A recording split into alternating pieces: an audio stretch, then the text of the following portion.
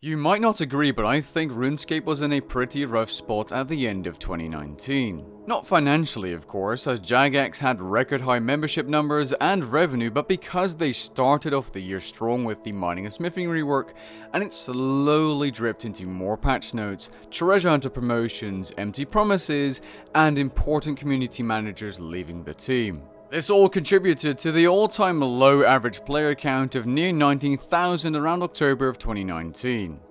This, however, slowly started to change before the player count exploded on the 30th of March.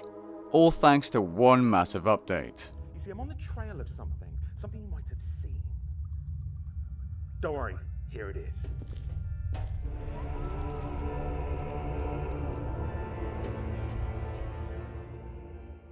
Ever since Archaeology, Runescape has maintained over an average of 30,000 concurrent players at any given point in time, and although that isn't all due to Archaeology, Archaeology did set the ball rolling. Ironically, in October of 2019, at an all-time low player count on average, key details were shared about Archaeology during RuneFest, and players were able to test a beta version of Archaeology during RuneFest. This finally gave players a good idea of what they could expect from the skill. Now, unfortunately, I wasn't at RuneFest 2019, but I did create some content related to Archaeology leading up to its release, and you could feel the hype slowly but surely building up as new skills don't happen that often in RuneScape. Jagex released little teaser trailers, details on live streams, and even made a live action trailer. Hey, hold on a second, is that my video in the Archaeology playlist? Nice. Despite Archaeology releasing in March instead of January, I do think the skill was introduced in an adequate way leading up to its release. It wasn't hyped to death like what happened with the Elder Godrush dungeon, and in comparison I think it was done exceptionally well. We knew what was coming, and even though it was later than expected, I don't think it matters when looking back in hindsight. But first, a word from today's sponsor, Mech Arena. The mechs are finally here. Mech Arena is an all-new multiplayer robot shooter that's both casual and fun to play, even more so if you're into mech shooters. In Mech Arena, you have a variety of different mechs with different weapon combinations and special abilities. If you like fighting from a distance, you snipe using long arm weapons or javelin rockets. If you like to take the battle up close, the Killshot mech with a shotgun setup is an excellent choice. Speed into battle and blast your enemies to bits. If you like a specific weapon more than another, you can simply swap weapons for different playstyles and tactics between mechs, given that the mech does have enough power for it. Currently, you have 3 different main game modes, custom matches with your friend, and for the competitive players special tournaments. Mech Arena is a brand new mobile game that just launched globally, and they're running a huge ongoing celebration in-game with free goodies, as long as you start playing the game before August the 19th. You definitely won't want to miss those. If this sounds like your cup of tea, you can try out Mech Arena straight away, as it's completely free to play and available on both Android and iOS. If you download the game through my personal link in the description, you'll get a mil-spec skin, 500 A coins, and 70,000 credits to help boost your starting progress. So why was Archaeology such a success? On the surface, if we look at Archaeology from an outsider's perspective, it's still very much a gathering skill where you technically do the same thing all the way up to level 120, right?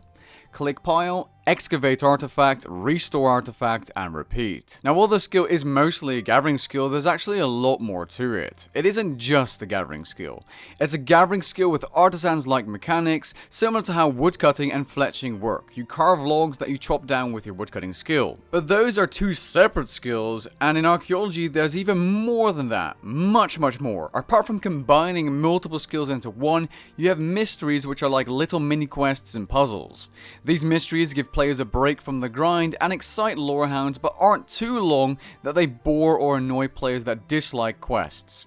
Although you can't please everyone, but the way the skill was designed is that it did have something for every single type of player. With skillers and questers covered, what about completionist type players? Well, these players had collection logs to complete, and a lot of them, which in turn would help them progress through the skill by unlocking higher level qualifications, which would unlock more items in the Archaeology guild store. And the amazing thing is, all types of players had a reason to complete collection logs, even if they didn't care about completing all of them, as certain collection logs would give access to relic powers which changed certain aspects of the game drastically.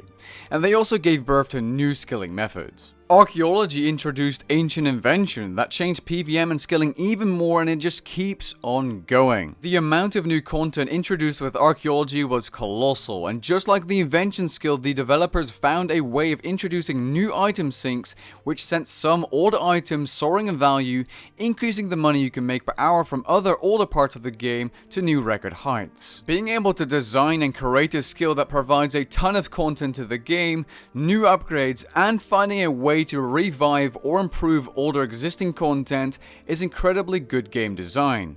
And I don't care that they delayed Archaeology for 2 more months to make sure it was ready. It was released as a whole package instead of being batched like many other large updates, and that is respectable. It is worth noting that they did release an expansion, being the Orvan Dig site, a little bit later, and they're currently going to be releasing a microsite to the city of Sintistan, but due to the size, I don't think it was originally planned to be part of the main release, and I wouldn't call it a batch 2 for the Archaeology skill.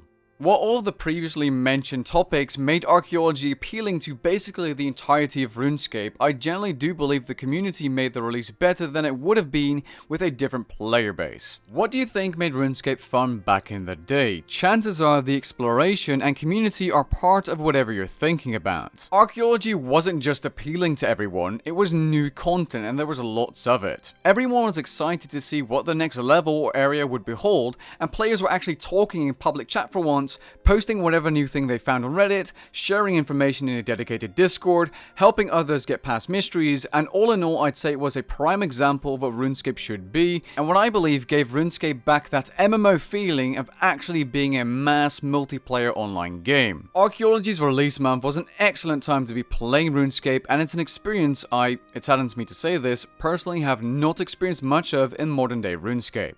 The last skill, being Invention, released in 2016, did not feel the same way Archaeology did, perhaps due to it being batched and locked behind 3 level 80 skills, while Archaeology was available to everyone and even in free-to-play up to level 20. And not to forget, due to the pandemic and worldwide lockdowns, it was the perfect storm for RuneScape. A massive update, and everyone's at home looking for something to do. It was a crazy and fun time to be playing RuneScape and being a content creator for obvious reasons. During Archaeology's release, everyone was trading the skill. Hardcore players and content creators alike were racing to rank 1 for 200 mil Archaeology.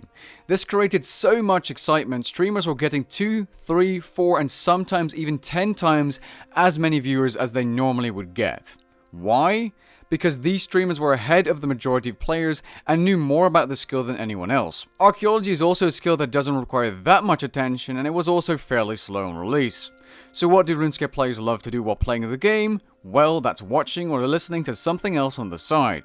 All players also became fascinated and started consuming more and more Archaeology content, and I'm pretty sure lots of old players came back to the game when Archaeology was released. To add on top of that, something that made the race to rank 1 so interesting to watch on stream is that you couldn't use microtransactions to boost yourself in the skill, as the first year after release no bonus XP or MTX related items could be used to boost your experience per hour. That being said, having more money to splurge on materials and expensive Mattox to get ahead of the rest was definitely a thing, so being rich did help, but the race to rank 1 was fairly fair other than that.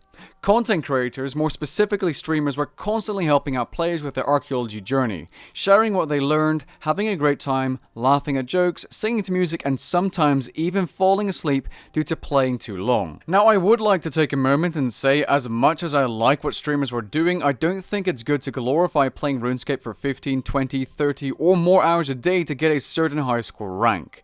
It's extremely unhealthy. Despite this, content creators, or more specifically streamers, in my opinion, made Archaeology's release 100% better. Not only because they're providing value, entertainment, and information, but also by indirectly promoting the game to new players, as RuneScape's Twitch category literally exploded. Yes, I might be biased, but it is what it is. I firmly believe we as a community made Archaeology's release so much better, and I'm grateful to be part of such a community. Archaeology's impact was huge, and it changed the game for the better in so many ways. Ever since Archaeology, everything has just felt so much better in terms of content. We've had so many good updates since Archaeology that have kept the average player base 10,000 concurrent players higher than before.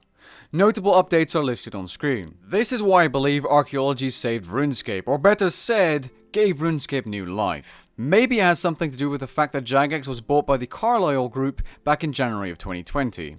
I wouldn't know. At the end of the day, this video is all just my opinion. I do hope you enjoyed the video as much as I did making it. Let me know what you think of archaeology down in the comments below. Catch you guys in the next one. Peace.